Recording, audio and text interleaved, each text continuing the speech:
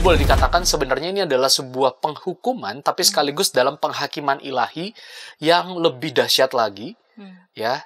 Dan itulah yang mau digambarkan dari sangkakala ke-6. Karena nanti sangkakala ke-7 akan berbeda lagi, gitu ya. Sangkakala ke-5 belum sedahsyat sangkakala ke-6 ini. Khususnya di ayat bagian akhir, masih ada juga kok yang nggak bertobat. Iya. Nah, tapi nanti kita bahas lebih dalam ke sana. Tapi yang jelas, ini mau menegaskan tentang siapa yang memberikan mandat perintah. Nah, mereka tidak berhenti menyembah roh-roh jahat dan berhala-berhala dari emas dan perak, dari perunggu batu dan sebagainya. Mereka tidak bertobat. Ini siapa orang-orang ini ya, mereka ini? Ya, yang pertama adalah selain para pengikut Kristus atau 7 jemaat Asia kecil itu. Ya, seperti tadi penegasan batas sungai Efrat. Jadi ini mau menggambarkan seluruh umat.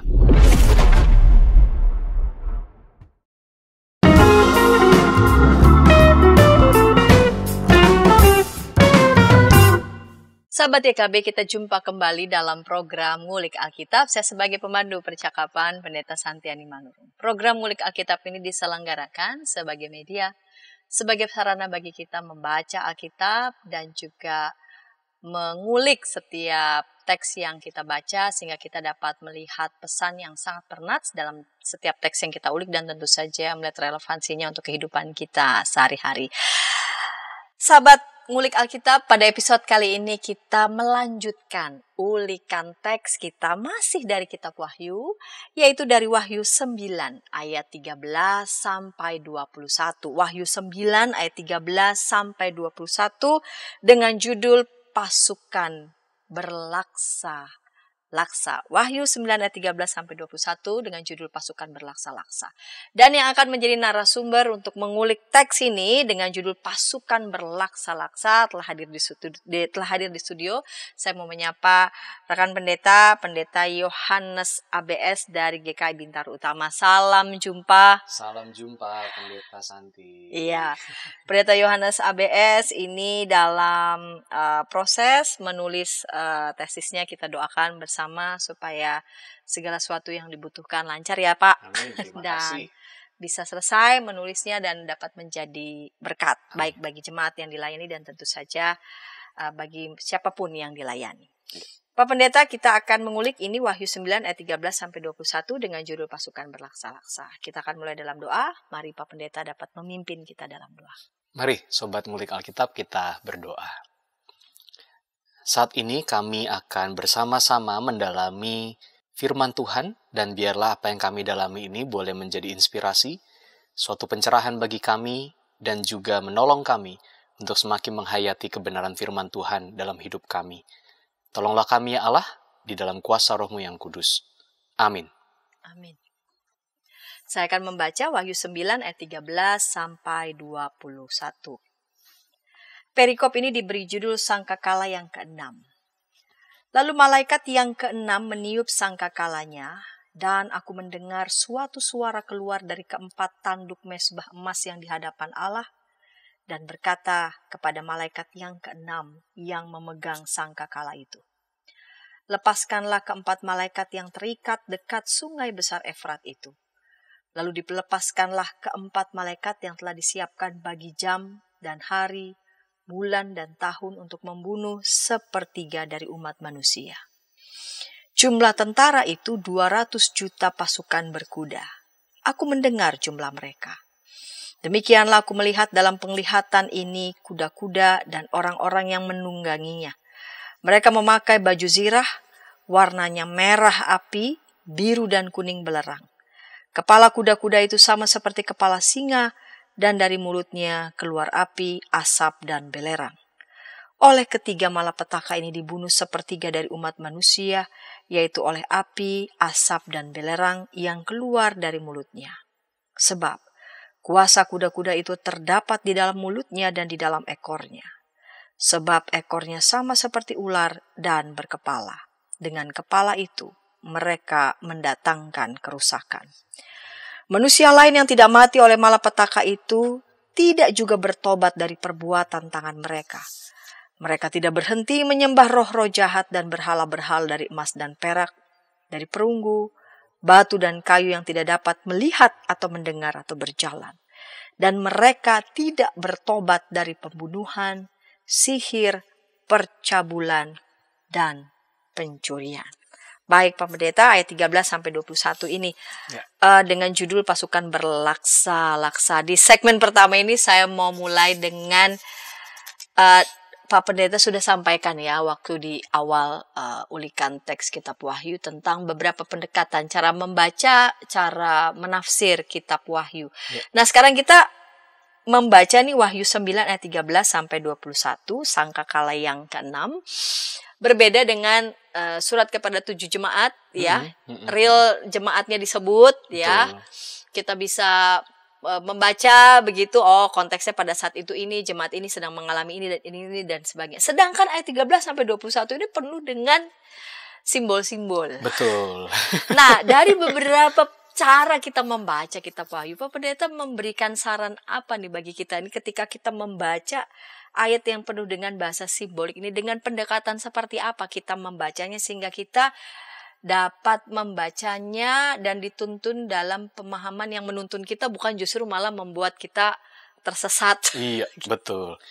Baik, mungkin refresh sedikit ya, ada 4 cara pendekatannya: preteris, ya, historisis, futuris, sama idealis. Preteris itu adalah ini udah terjadi pada masa itu dan sudah fulfill, tergenapi. Lalu kalau historisis, ya udah ini adalah bagian dari sejarah yang nyata, yang sudah terlewati, dan ini hanya menjadi bagian dari dokumen sejarah jemaat mula-mula. Lalu untuk kaum futuris, nah ini adalah sesuatu yang belum terjadi, gambaran akan masa depan terkait dengan narasi akhir zaman. Ya. Sementara ada cara pandang keempat, yaitu idealis. Melihat setiap bahasa simbolik sebagai sesuatu yang perlu dicermati, diartikan, dan dilihat konteksnya kala itu, dalam konteks besar kitab Wahyu. Dan nanti saya akan mengajak kita untuk bersama-sama mendalami ini dari pendekatan yang keempat, yaitu pendekatan idealis. Kita harus menempatkan ini pada konteks besarnya, tetapi kita juga harus tahu kenapa sih kok gambaran simboliknya sebegitu unik, tapi sekaligus mengerikan. Nah, gitu ya. Makanya tema kita pasukan berlaksa-laksa. Karena itu memang ada di dalam bacaan kita. Iya. Begitu. Iya. Jadi kita pakai yang idealis ya. Idealis. Oke, baik. Nah, Pak Pendeta, kita akan masuk ke konteks ini secara umum. Tadi kan saya sudah sampaikan, surat pada 7 jemaat ini ya jelas begitu ya, dengan berbagai macam pergulatan, pergumulan, persoalan-persoalan yang mereka alami, mereka hadapi ya. Ini tentang sangkakala yang ke-6 nih. Konteksnya tuh seperti apa ya? Konteks secara umum gitu. Oke, bacaan kita dimulai dari Wahyu 8, bahkan Wahyu sebelumnya begitu ya. Itu sudah bicara yang lebih luas dari sekedar surat kepada jemaat-jemaat di 7 jemaat Asia Kecil. Betul. Yaitu bicara soal penglihatan Yohanes akan karya Allah terhadap situasi umat maupun situasi manusia kala itu. Ini sebuah gambaran figuratif tentang apa yang akan Allah lakukan dalam tindakannya menghadapi, entah kala itu kan memang umat Kristen itu atau yang percaya pada Kristus itu berada dalam kungkungan kaisar yang menekan, yang mempersekusi, bahkan sampai membunuh umat percaya. Nah, mereka pun termasuk dalam gambaran di sini. Begitu, karena nanti kalau kita lihat setelah bicara soal sangkakala 1-7, itu masuk ke dalam pemerintahan-pemerintahan, simbolisme pemerintahan-pemerintahan kala itu yang akan kalah dengan kuasa dari ilahi. Gitu. Nah, bagaimana dengan sangkakala ke-6? Sangkakala 6 ini adalah sebuah peringatan akan penghakiman yang lebih dahsyat. Kalau yang lalu-lalu membahas tentang sangkakala 1-5, maka itu membahas tentang apa yang akan terjadi. Ya. Jadi sesuatu yang sifatnya itu apa? Dialami. Misalnya kayak belalang ya, di sangkakala ke-1 atau ke-2, hujan es, dan lain sebagainya. Itu kan yang terjadi. Kalau ini adalah sebuah gambaran tentang yang akan dilakukan Allah dalam tindakannya untuk menghakimi dunia ini. Jadi ini penglihatan tentang hal itu. Jadi boleh dikatakan sebenarnya ini adalah sebuah penghukuman, tapi sekaligus dalam penghakiman ilahi yang lebih dahsyat lagi, ya. Dan itulah yang mau digambarkan dari sangkakala ke-6. Karena nanti sangkakala ke-7 akan berbeda lagi, gitu ya. Sangkakala ke-5 belum sedahsyat sangkakala ke-6 ini. Ya tadi kalau kita perhatikan ada kata kunci bahwa akan ada kematian sepertiga. Umat manusia. Wah, gitu. Itu bahasa simbolik juga. Ya, sepertiga ini tidak tahu sepertiga umat manusianya seberapa. Iya. Dari jumlahnya berapa? Jumlahnya berapa? Ya mau dikaitkan dengan konteks saat ini ya monggo, tapi sebenarnya bukan pengali loh ya. Ingat, bukan pengali loh. Misal jumlah penduduk dunia sekarang ini berapa? Katakanlah berapa puluh miliar gitu. Bukan sepertiganya, bukan. Jadi sepertiga ini bukan pengali, bukan eksponen. Ya, bukan eksponensialnya begitu ya. Tapi ini sebuah gambaran bahwa akan ada penghakiman terhadap seluruhnya, tetapi tidak semuanya binasa. Gitu, karena sepertiga. Berapanya saya nggak tahu, kita nggak tahu. Tapi ini sebuah gambaran bahwa Allah yang melihat kondisi manusia yang dikungkung dalam dosa, yang tidak bertobat, baik itu entah umat percaya maupun juga kalau dalam konteks itu adalah para orang-orang non-Kristen, begitu ya, yang tidak percaya dan belum percaya pada Kristus, mereka juga termasuk dalam kategori umat manusia di sini. Karena yang disampaikan adalah bukan umat Kristennya, tetapi umat manusia. Kata umat manusia ini mau menggambarkan konteks bahwa surat ini mau membicarakan seluruh orang kala itu. Ya memang agak menakutkan di sini ya. Tetapi ini betul sebagai sebuah peringatan bahwa sangkakala ke-6 itu bicara tentang penghakiman yang lebih dahsyat dari Allah ketika dia menghukum, ya, tetapi sekaligus juga tidak membinasakan semuanya karena hanya sepertiga itu. Jadi itu jangan sampai dilupakan, seolah-olah kayaknya hukum aja begitu ya, binasakan aja, enggak. Tapi ada gambaran bahwa di sini tidak semua akan dibinasakan, tetapi akan menghakimi, menghukum sepertiga dari umat manusia. Dalam bacaan kita seperti itu sih. Jadi tapi pengertian sepertiga itu bukan pengali. Bukan pengali. Atau eksponen. Bukan. Jangan sampai nanti pulang dari sini hitung-hitung, apalagi wah jumlah rakyat Indonesia sekian ratus juta dikali sepertiga, maka sepertiga siap binasa. Misalnya kira-kira begitu. Enggak. Ini bukan pengali ya tadi eksponensial pengali untuk satu jumlah tertentu, bukan. Tetapi ini sebuah gambaran bahwa ketika Allah menghakimi, ya sepertiga itu kan berarti satu dari, kalau tiga itu adalah satu, maka sepertiga ya masih ada 2/3-nya kan kira-kira begitu. Berapa? Sebagiannya. Berapa nggak tahu. Tetapi yang jelas ini bukan mau mengatakan angka matematis. Itu yang mau dikatakan. Yes, betul. Tetapi lebih besar dari sekadar sangkakala 1 sampai sangkakala 5. Gitu. Iya. Ya. Jadi ini lebih besar. Kalau sangkakala 1 sampai sangkakala 5 tentang apanya yang terjadi. Kalau ini selain apanya yang terjadi, seberapa cakupan luas penghakiman itu tergambarkan. Gitu ya. Iya. Jadi bukan hanya apanya yang akan terjadi, tapi ini lebih besar lagi cakupannya. Seberapa luasnya efek itu, efek penghakiman itu. Iya, seberapa luas efek penghakiman itu. Baiklah. Betul. Pak Pendeta sudah menjelaskan ini ya konteksnya. Ini perikop kita diberi judul ini sangkakala yang ke-6. Dan sebelum kita tiba ke seberapa luas cakupannya, lalu kemudian pasukan berlaksa-laksa yang dimaksud itu siapa, apa perannya, begitu ya. Kita akan ulas nanti ayat per ayat lebih dulu ya. Kita akan elaborasi itu di segmen kedua. Namun sebelumnya kita dengarkan pesan-pesan berikut ini. Shalom adik-adik. Hari ini Kepik berkeliling dari desa ke desa. Kepik pengen ke rumah Pak Tani. Coba, ada yang tahu nggak di rumah Pak Tani ada apa saja? Ayo coba tebak. Apa coba? Betul, ada sapi. Mo. mau. Mereka sekarang rukun dan jalan bersama-sama pulang ke rumah Pak Tani. Kak Evelyn, tapi sebelum tidur aku mau dengar dongeng dulu. Katanya tadi sudah ngantuk. Pokoknya aku mau dengar dongeng dulu, Kakak. Jadi pangku nih. Kayak cerita ya, siap? Ayam buta hanya bisa mendengar suara orang berseru-seru sambil berlari. Lari, kebakaran.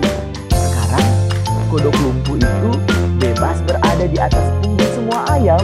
Kemanapun dia mau pergi, ayam-ayam siap membawanya dengan senang hati.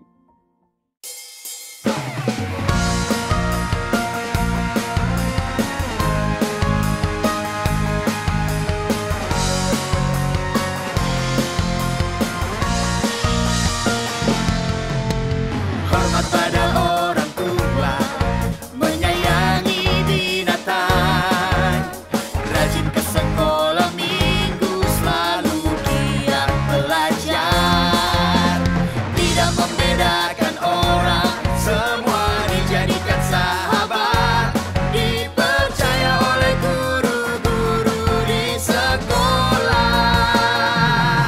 Kiki dan Didi, sahabat yang baik, gembira menolong siapapun, membela yang lemah, menegur yang salah. Kiki dan Didi, sahabat yang asyik. Hai kiddos. Ku datang dan Inci, betul. Kodok lumpuh dan ayam buta Kidi time.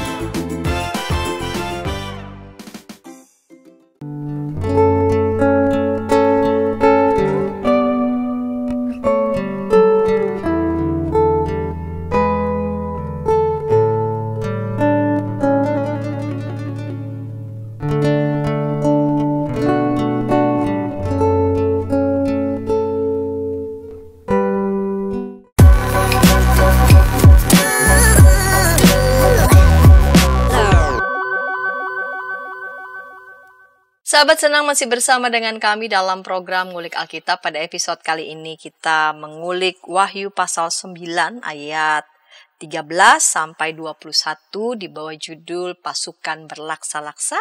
Kita masuk ke segmen 2, baru saja kita melewati segmen yang pertama. Saya mengajak sahabat dapat berinteraksi di kolom komentar yang sudah tersedia. Baik Bapak Pendeta Yohanes, kita lanjut ya di segmen kedua ini. Kita lihat teksnya sendiri. Dari ayat 13 sampai 15. Saya baca lagi ya. Lalu malaikat yang keenam meniup sangkakalanya, dan aku mendengar suatu suara keluar dari keempat tanduk mezbah emas yang di hadapan Allah, dan berkata kepada malaikat yang keenam yang memegang sangkakala itu, lepaskanlah keempat malaikat yang terikat dekat sungai besar Efrat itu. Lalu dilepaskanlah keempat malaikat yang telah disiapkan bagi jam dan hari, bulan, dan tahun untuk membunuh sepertiga dari umat manusia. Ini ada yang menarik nih. Banyak bahasa simbolik ini. Betul. Ada suara dari mezbah emas, lalu kemudian keempat malaikat keenam kepada malaikat yang keenam yang memegang sangkakala, empat malaikat terikat. Betul. Ini apa maknanya nih semua nih dari ayat 13 sampai 15, Pak Pendeta? Oke. Jadi sangkakala yang berbunyi itu adalah sebuah gambaran, ini penglihatan dari apa yang Allah kerjakan atau Allah akan bertindak. Gitu ya. Nah, lalu untuk apa buktinya? Itu adalah bukti suara dari 4 tanduk mezbah emas. Mezbah emas ini adalah gambaran di dalam bait Allah yang dipakai untuk membakar ukupan ya, kemenyan. Ini kan sesuatu bakaran untuk kepada Tuhan. Jadi ketika di situ keluar suara yang berseru atau yang memerintahkan, maka jelas bahwa arahan ini adalah arahan dari Tuhan. Gambarannya kira-kira begitu penglihatan dari Yohanes dalam penglihatannya. Begitu. Nah, selain itu, 4 malaikat terikat di sungai besar Efrat. Itu apa hubungannya Sungai Besar Efrat dengan konteks kala itu? Kan kira-kira begitu. Jadi Sungai Besar Efrat ini menjadi sebuah batas antara wilayah internal, ya dalam hal ini Yerusalem dan sekitarnya, dengan batas di luar itu, ya dengan bangsa-bangsa lain. Sehingga ketika bicara soal Sungai Efrat yang menjadi pembatas, dengan ada 4 malaikat penjaga yang diikat, ini kan seolah-olah ngapain malaikat diikat? Iya, kita kan asosiasinya kan malaikat itu kan baik. Betul ya. Pemahaman ya gambaran yang umum gitulah ya. Malaikat yang ketemu Maria Magdalena ya. ya.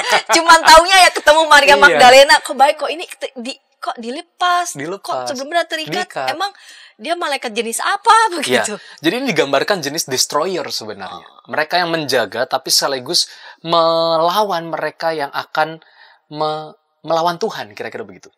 Nah, maka ketika ini dilepas, malaikat inilah yang tahu jam, waktu, kapan, dan seperti apa harus membunuh. Jadi memang ini sebuah gambaran penghakiman dan penghukuman terhadap mereka yang sudah melawan Tuhan. Dalam arti ini adalah melawan Tuhan di sini adalah dalam arti luas. Entah dalam bentuk tindakan dia, entah dalam bentuk dia menindas pengikut Kristus, dan lain sebagainya. Karena batas Sungai Efrat itu membataskan antara di luar dan di dalam. Ya, ketika itu dilepas, maka penghakiman itu tidak hanya berlaku buat yang di dalam, tetapi juga untuk yang di luar. Makanya dikatakan dia tahu kapan harus membunuh sepertiga umat manusia. Ini menegaskan di segmen sebelumnya tadi. Cakupannya itu. Jadi tidak memandang apakah ini umat Kristen atau bukan Kristen. Kalau konteks itu cakupan mana yang dimaksud yang di luar itu? Yang di situ adalah mereka yang berkuasa dan juga yang menindas orang Kristen. Kita tahu konteks besar kitab Wahyu adalah adanya penindasan bagi jemaat mula-mula, ya, yang mereka dipersekusi sehingga harus pakai bahasa simbol, mengatakan bahwa aku Kristen, kita Kristen, pakai simbol ikan dan seterusnya. Nah, ini adalah sebuah gambaran penghukuman bagi mereka yang menindasmu. Oleh karena sebenarnya dengan penindasan terhadapmu, mereka juga melakukan dosa kepada Tuhan. Nah, kira-kira begitu ya. Jadi, kita bisa melihat ini sebuah penglihatan dari sisi umat Kristen adalah pengharapan bahwa Allah bertindak bangkit melawan mereka yang menindas umatnya. Jadi konteksnya kan seperti itu, kitab Wahyu itu.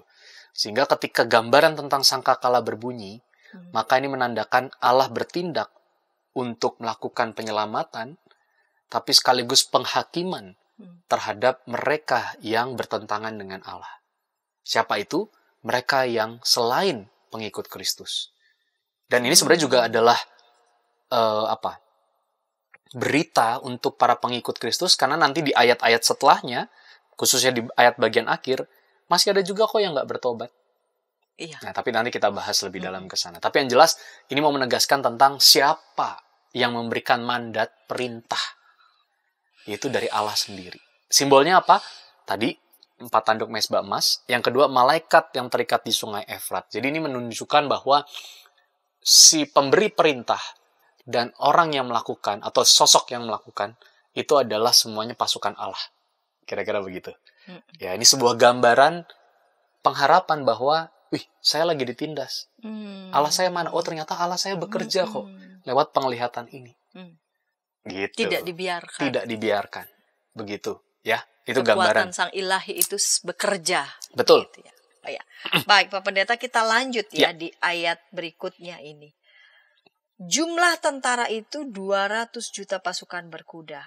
Aku mendengar jumlah mereka. Demikianlah aku melihat dalam penglihatan ini kuda-kuda dan orang-orang yang menungganginya. Mereka memakai baju zirah, warnanya merah api, biru dan kuning belerang. Kepala kuda-kuda itu sama seperti kepala singa dan dari mulutnya keluar api, asap dan belerang. Oleh ketiga malapetaka ini dibunuh sepertiga dari umat manusia, yaitu oleh api, asap dan belerang yang keluar dari mulutnya. Sebab kuasa kuda-kuda itu terdapat di dalam mulutnya dan di dalam ekornya. Sebab ekornya sama seperti ular dan berkepala. Dengan kepala itu mereka mendatangkan kerusakan. Mari Pak Pendeta, ini Wah, ini ini makin lebih ngeri ya? lebih ngeri lagi. Makin ngeri dan makin bingung Emang kayaknya. iya, jadi ini berupaya menyingkapkan, tapi begitu disingkapkan kok jadi bingung dan serem ini, detil gitu. Detail, ya. Baik, mari kita lihat. Di sini ada gambaran pasukan berkuda. Betul ya? Ya. Dan jumlahnya kalau dalam bahasa terjemahan baru yang sebelumnya, bukan terjemahan baru 2, Iya. 20.000 laksa. Laksa itu puluhan ribu, jadi 20.000 puluhan ribu. 200 juta, betul ya? Ya. Mungkin nggak ada pasukan dalam konteks real 200 juta orang menjadi pasukan. Langsung gitu ya. Langsung gitu. Di film kolosal mungkin. Tapi apakah benar 200 Iya, juta? nggak Kita nggak tahu, tahu. iya. Jumlah penduduk Indonesia berapa deh? Ah iya, betul. Berarti Masa satu semuanya negara ini isinya jadi pasukan 200 juta. Ya. Artinya sebenarnya ini matematik yang dalam kondisi literal tidak mungkin. Ini mau menggambarkan besarnya jumlah pasukan. Dan ini mau menggambarkan besar jumlah pasukan melebihi pasukan Kekaisaran Romawi. Yang pada saat itu melakukan persekusi. Betul. Sama-sama pasukan berkuda. Betul enggak? Kekaisaran Romawi punya pasukan berkuda Kuat, sekian ya. dengan wilayah jajahan dan wilayah cakupan yang luas. Itu tidak sebanding dengan gambaran penglihatan dari si Yohanes ini terhadap apa yang Allah lakukan. Jadi 200 juta pasukan berkuda ini sebuah gambaran tentang apa yang Allah miliki. Amunisinya, jumlahnya, apapun itu melebihi dari yang dimiliki dunia. Dalam hal ini pada kala itu adalah Kekaisaran Romawi. Hal ini mau menunjukkan bahwa akan ada potensi kerusakan besar, satu. Yang kedua, pasti akan kalah setiap yang melawan pasukan ini. Bagaimana tidak? Selain berlaksa-laksa, begitu ya. Laksa-laksa bukan makanan sekali lagi. Bukan mie laksa, bihun laksa. Bukan. Ya. Tetapi berpuluh-puluh ribu, bahkan dari puluhan ribu, berpuluh-puluh ribu. Artinya berjuta-juta orang ini, pasukan ini, mereka punya kesamaan dalam hal destroyer. Iya. Satu, gambarannya apa? Baju zirah, merah api, biru, kuning belerang. Itu ya. Yang kedua, melalui malapetaka keluar api, asap, belerang. Iya. Ini mau menunjukkan sebuah daya, ya, penghakiman yang bersifat menyeluruh, satu. Yang kedua, dahsyat. Merusak. Ini sebenarnya juga ada kaitannya dengan peristiwa Sodom dan Gomora. Kita tahu Sodom dan Gomora, Allah sudah memperingatkan, tetapi mereka masih berlaku dosa. Akhirnya apa yang terjadi? Dibinasakan kota itu. Dengan apa? Api. Ya, gambaran api di sini adalah api penyucian, di mana ketika api membakar, maka asap itu juga membunuh, betul nggak? Ya, api membakar, asap membunuh. Nah, bagaimana dengan belerang, kuning belerang, begitu ya? Kita tahu kandungan sulfur itu pada taraf tertentu bagus. Iya. Untuk yang sakit kulit, untuk yang apa begitu kan. Tapi ketika itu sudah over, itu menjadi racun. Nah, kita bisa melihat bahwa kekuatan dari pasukan ini itu nggak bisa ditandingi dengan hanya pasukan berperang dengan baju zirah yang biasa, yang modal pedang, yang modal pasukan destroyer Kekaisaran Romawi, ya, yang mereka punya kekuasaan karena bisa menindas. Itu nggak ada apa-apanya dengan kekuasaan dari pasukan ilahi, boleh kita katakan seperti itu. Ini jadi sebuah gambaran kepada umat yang tertindas. Tenang, ketika sangkakala ke-6 berbunyi, ada pasukan yang melampaui pasukan berkudanya Romawi, dan dia akan lebih menghakimi, lebih besar daya destroyernya, daya penghancurnya. Dan yang menarik adalah apa? Ada gambaran kuda-kuda itu berkepala singa. Ya. Ini kuda berkepala singa, jangan coba digambarkan karena akan aneh kali ya. Tapi ini sebuah gambaran. Ya, singa itu lambang Injil, saya jadi lupa. Injil Lukas kalau saya tidak salah. Ya, jadi sesuatu kebenaran, sesuatu kekuasaan di situ, kekuasaan ilahi digambarkan di situ. Ya, simbolismenya begitu. Lalu ekornya seperti ular dan berkepala. Ekornya, iya. Iya kan? Jadi ekornya nggak diem. Ya, ini mau menggambarkan bahwa baik yang awal maupun yang akhir tidak akan terluput dari penghakiman itu. Dan ini mau menggambarkan apa sih, kenapa ular selalu dipakai dalam gambaran Alkitab? Menyimbolkan apa? Bahkan Yesus pernah ngomong, hendaklah kamu cerdik seperti ular. Seperti ular. Kecerdikan. Jadi dia tahu kapan saatnya harus memberikan racun tanpa harus terlihat, sehingga orang yang berdosa yang rasanya biasa-biasa aja, aku biasa-biasa aja, tetap melakukan dosaku, aku fine-fine aja, padahal pada saat yang bersamaan dia akan dimatikan melalui racun keberdosaan itu. Nah, inilah gambaran bagaimana si pasukan berlaksa-laksa ini itu punya kekuatan yang melebihi kekuatan perang, tapi juga melampaui cara-cara peperangan manusia. Gitu kan, sebuah gambaran yang tidak mungkin terjadi.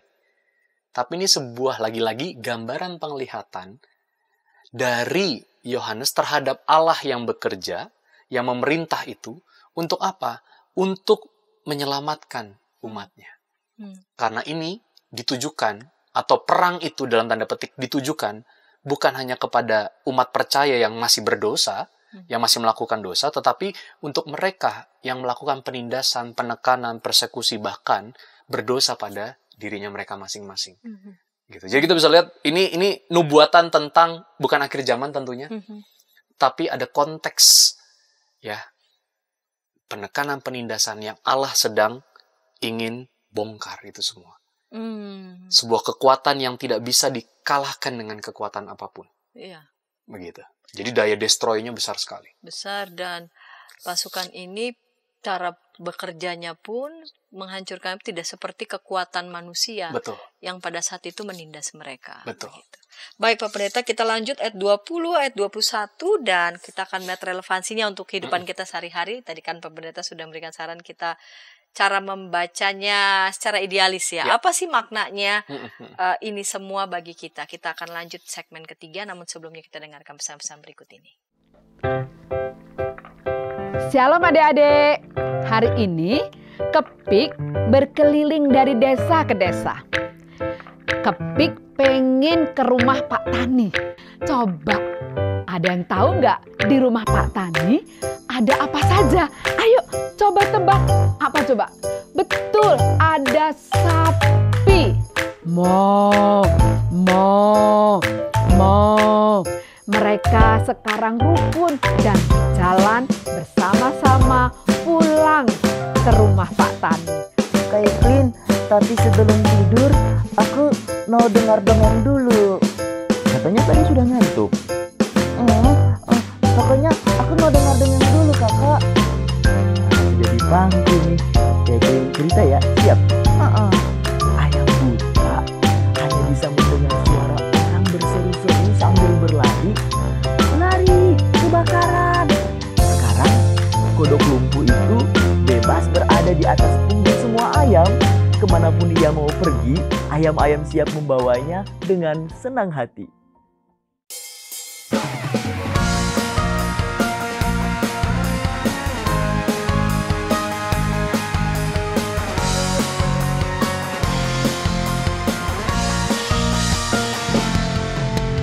Hormat pada orang tua, menyayangi binatang, rajin ke sekolah minggu, selalu giat belajar, tidak membedakan orang, semua dijadikan sahabat, dipercaya oleh guru-guru di sekolah. Kiki dan Didi, sahabat yang baik, gembira menolong siapapun, membela yang lemah, menegur yang salah. Kiki dan Didi, sahabat yang asyik. Hai Kidos. Ku datang dan Inci, betul. Kodok lumpuh dan ayam buta Kidi Time.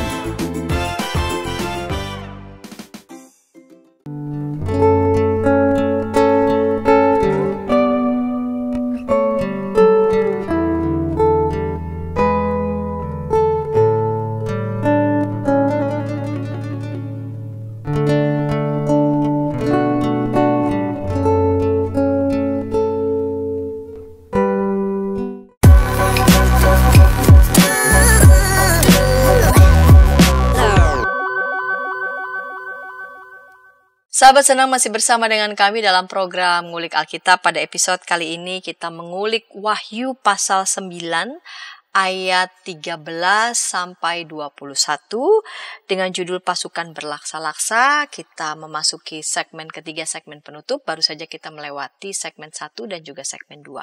Saya sebagai pemandu percakapan, Pendeta Santiadi Manurung, mengajak sahabat berinteraksi di kolom komentar yang sudah tersedia. Baik Pak Pendeta, kita lanjut di segmen ketiga, segmen penutup. Ayat 20 sampai 21. Manusia lain yang tidak mati oleh malapetaka itu tidak juga bertobat dari perbuatan tangan mereka. Mereka tidak berhenti menyembah roh-roh jahat dan berhala-berhala dari emas dan perak, dari perunggu, batu, dan kayu yang tidak dapat melihat atau mendengar atau berjalan. Dan mereka tidak bertobat dari pembunuhan, sihir, percabulan, dan pencurian. Dengan daya yang demikian kuat dari pasukan ilahi ini yang berlaksa-laksa ini, tidak juga bertobat.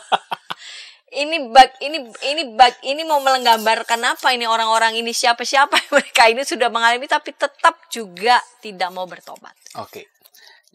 Ketika kita sudah membaca sampai bagian akhir di 20 sampai 21, kita bisa melihat bahwa penglihatan Yohanes itu adalah sebuah episode dari awal sampai akhir di sangkakala ke-6.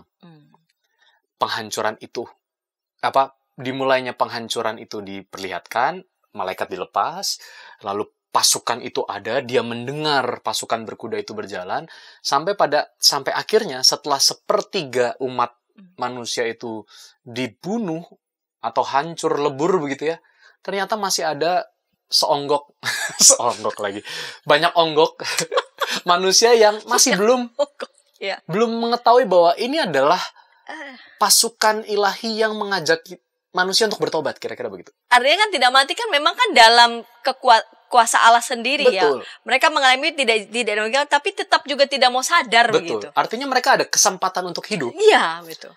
Ada chance untuk berubah. Iya.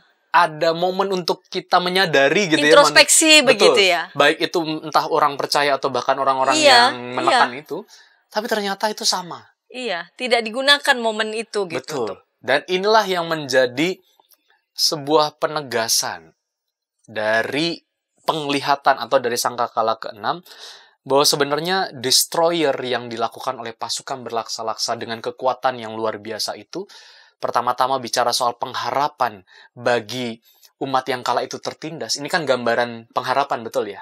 Bahwa kuasa Tuhan lebih besar. Iya. Tapi yang kedua adalah pengabaian.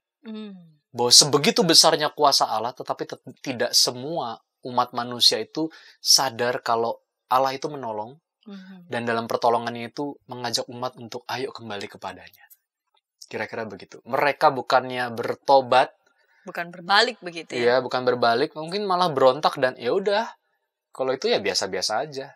Gitu. Artinya tidak ada kesadaran berarti ya? Tidak ada kesadaran. Ini bentuk degilnya manusia dan murahnya sebuah pertobatan yang dilakukan atau yang diberikan oleh Allah. Begitu. Sehingga Yohanes sampai memperlihatkan penglihatan yang besar itu, bahkan itu juga sampai membuatnya mengeri, membuat Yohanes itu merasa ngeri. Itu sebenarnya menjadi sebuah indikasi bahwa ya memang umat kala itu begitu degilnya, tapi sekaligus gambaran jangan-jangan yang degil itu masih ada sampai sekarang, masih terjadi saat ini. Begitu. Jadi ini bisa menjadi sebuah gambaran reflektif lagi bahwa Tuhan itu selalu berkarya, bertindak. Termasuk ketika harus memberikan sanksi terhadap dosa. Ya, tetapi pada saat yang bersamaan dia pengen supaya yang percaya atau yang mengerti itu tidak melakukan yang tidak sesuai dengan kehendak Tuhan. Gitu. Tapi sayangnya Yohanes masih mendapatkan ada manusia lain yang tidak lagi atau tidak mati dengan malapetaka, tapi nggak juga bertobat. Dikasih hidup, makin laknat, kira-kira begitu. Iya, betul. Atau masih laknat. Tidak ada kesadaran begitu. Betul, ya? betul. Nah, mereka tidak berhenti menyembah roh-roh jahat dan berhala-berhala dari emas dan perak, dari perunggu batu dan sebagainya. Mereka tidak bertobat. Ini siapa orang-orang ini ya, mereka ini? Ya, yang pertama adalah selain para pengikut Kristus atau 7 jemaat Asia kecil itu. Ya, seperti tadi penegasan batas sungai Efrat. Jadi ini mau menggambarkan seluruh umat. Ya, seluruh umat manusia dalam peradaban kala itu yang diperlihatkan atau yang ingin disasar oleh si Yohanes terhadap para penerima penglihatan Yohanes ini. Nah, artinya sebenarnya yang mau dikatakan adalah mereka yang sudah berbalik, hidup dan sudah berbalik, sebenarnya itulah yang diperkenankan Allah. Gitu. Kamu bukan hanya diselamatkan dari malapetaka, tapi kamu mengalami keselamatan yang sesungguhnya. Karena kamu mengikuti, menerima apa yang Allah inginkan. Dan ini kan gambaran dari sangkakala ke-6. Ya, nanti itu akan akan ditegaskan lagi pada saat sangkakala ke-7 akan dibahas atau mungkin akan dibaca. Itu akan terlihat bagaimana kitab kehidupan atau kitab terbuka yang menggambarkan mereka yang berhasil, yang tetap setia dan taat. Bahkan setelah bertobat pun mereka tetap setia dan taat untuk mengikut Kristus, percaya pada Kristus sampai akhir hidupnya. Kira-kira begitu. Baik Pak Pendeta. Ini di ujung segmen ketiga ini, segmen penutup ini, setelah tadi Pak Pendeta sudah menjelaskan ya di ayat per ayat, menyingkapkan bahasa-bahasa simbolik ini. Betul, yang pusing itu ya. Iya. Apa relevansinya setelah ini disingkapkan? Apa relevansinya bagi kehidupan kita di saat ini? Pertama dari gambaran pasukan berlaksa-laksa.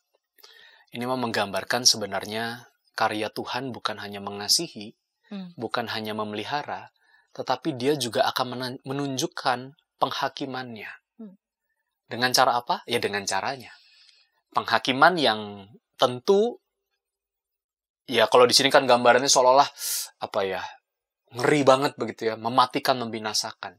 Tapi ingat selalu ada ruang terbuka penghakiman itu untuk menobatkan kita, membawa kita berbalik kepada Allah. Ya, dan itu yang sebenarnya di warning, sangat dirasakan kekecewaannya oleh Yohanes ketika mendapat penglihatan itu. Tapi masih ada loh yang gak bertobat.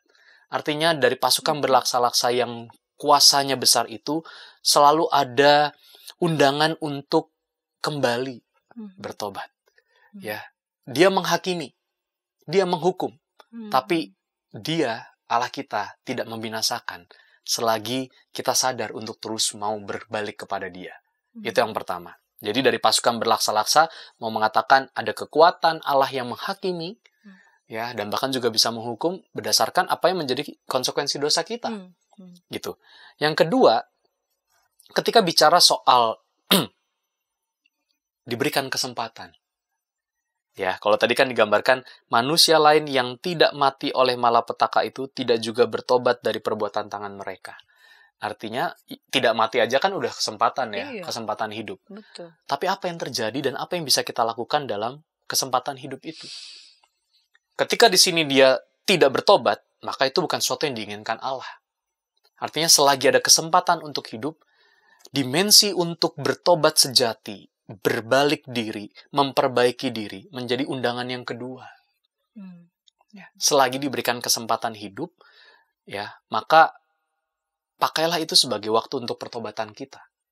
Memperbaiki diri, kesadaran bahwa membuka hati pikiran agar apa yang Tuhan inginkan, ya, Tuhan kehendaki, itulah yang kita lakukan. Ya. Sehingga gambaran ini tuh tetap berimbang. Allah yang menghakimi, tapi juga Allah yang penuh kasih di situ. Allah yang mengajak kita bertobat, tapi sekaligus Allah yang tidak bisa kompromi dengan dosa. Ya, bagaimana kemudian sikap kita ketika ada di dalam kesempatan kita percaya kepada Allah yang demikian? Tentu mengarah kepada berbalik, ikut, dan setia kepada Tuhan kita. Dan itu yang diharapkan. Dengan sangkakala ke-6 itu disampaikan kepada penerima surat ini, ya, penglihatan Yohanes dalam wahyunya ini, harapannya itu umat tetap setia. Gitu, umat tetap percaya dan tetap menantikan karya Allah yang dahsyat itu. Ya. Ketika Anda menderita, apakah penderitaan itu akhir kehidupan? Tidak. Tapi ada karya yang akan terjadi oleh Allah.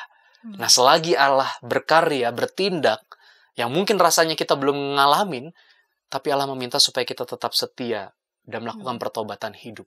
Yang mungkin penderitaan itu terjadi karena sikap dan pilihan kita yang salah. Kira-kira begitu.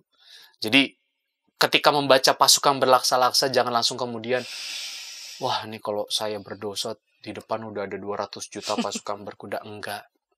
Ini gambaran, lagi-lagi gambaran simbolik, ya, simbolik yang dilihat oleh Yohanes untuk menjelaskan kepada penerimanya, umat kala itu, maupun juga kita kala ini, tentang Allah yang akan menghakimi, sekaligus menghukum, tapi dia tidak membinasakan, melainkan membuka tawaran pertobatan. Begitu.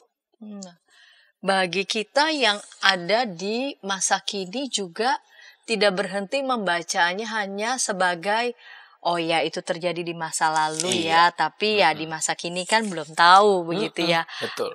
Ini sungguh-sungguh menyapa kita juga di masa kini. Kita bisa introspeksi. Kita ini tergolong yang degil atau yang masih mau diberitahu bahwa tidak pernah ada kejahatan yang akan berlangsung terus-menerus begitu ya. Atau bagi kita mungkin sebagian anak Tuhan yang bergumul, mengapa ya terjadi ketidakadilan, mengapa ada orang yang begini begitu, tapi sungguh-sungguh di hadapan Allah tidak pernah ada satupun kejahatan yang bisa terus bisa seolah-olah tersembunyi di hadapan Allah. Betul. Allah melihat betul dan Allah bekerja, bertindak, menilai begitu ya. Allah mengasihi, sungguh kita percaya itu, tetapi juga dalam kasihnya dia mendidik kita. Betul. Dia tidak ingin kita makin tidak tahu siapa Tuhan begitu makin ya. Makin menjauh dari Tuhan. Dia ingin kita berbalik.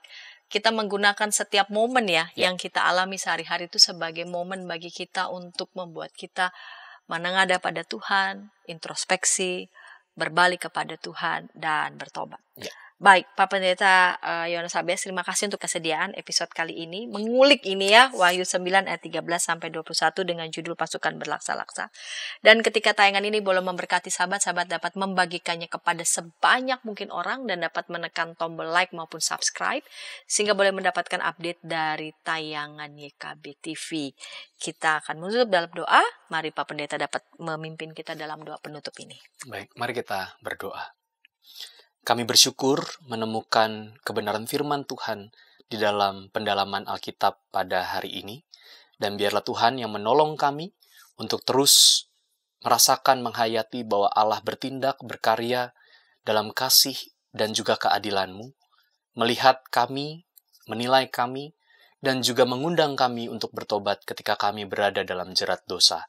Dan mampukan kami ya Tuhan untuk terus melihat karya-Mu, merespons undangan Tuhan untuk berbalik, menata diri, dan memperbarui diri. Terima kasih ya Allah, kami serahkan hidup kami ke dalam tangan-Mu, dalam Kristus Tuhan kami berdoa. Amin. Amin.